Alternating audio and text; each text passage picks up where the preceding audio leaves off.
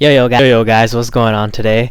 Today we're going to be talking about the New York Knicks and their rookies. Man, the Knicks probably had the most underappreciated, unsung, best draft of 2021. And the reason I say that is going into the draft, the Knicks had the 19th and the 21st pick. And they're expected to take two really good rookies. Except so they traded out of those picks and they ended up with the 25th pick and 3 second-round picks.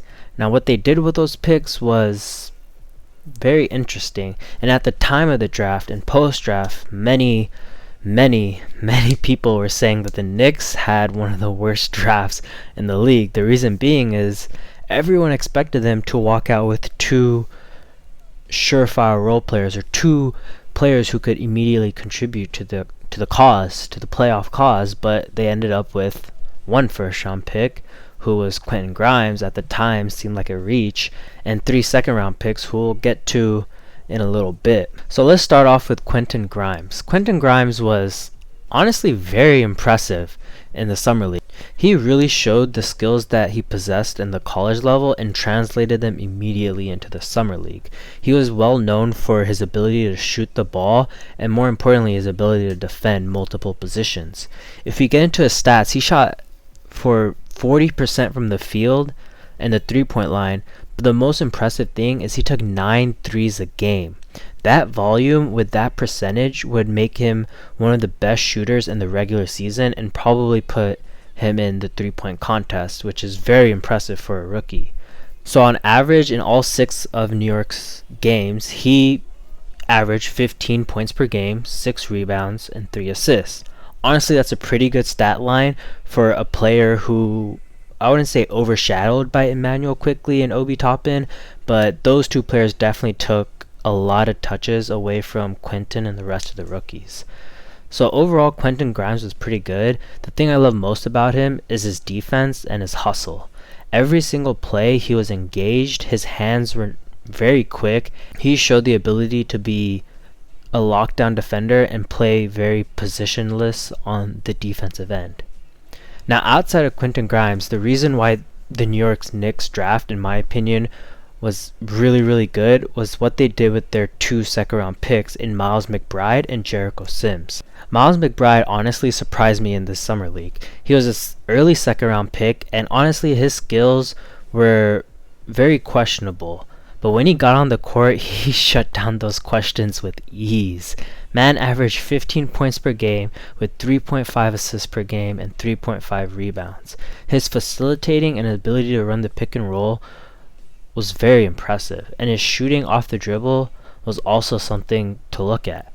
In addition to his ability to shoot off the dribble, he was great at shooting the 3-ball.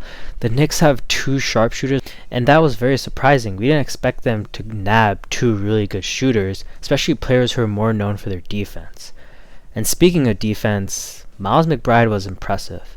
He's only 6'3", 6'2", but his wingspan is 6'9", so he's able to get into those passing lanes and, more importantly, get his active hands in the right position to nab steals. He averaged roughly 1.3 steals per game, which was tied with Obi Toppin and Immanuel Quickley for the most on the team, and that was very impressive in and of itself. Outside Miles McBride, I really like Jericho Sims. I am from the University of Texas, so whenever I would watch games, and that was often, Jericho Sims would always flash. He is the kind of center that you want, especially on the Knicks, considering they have 2 centers with a very similar skill set, Nerlens Noel and Mitchell Robinson.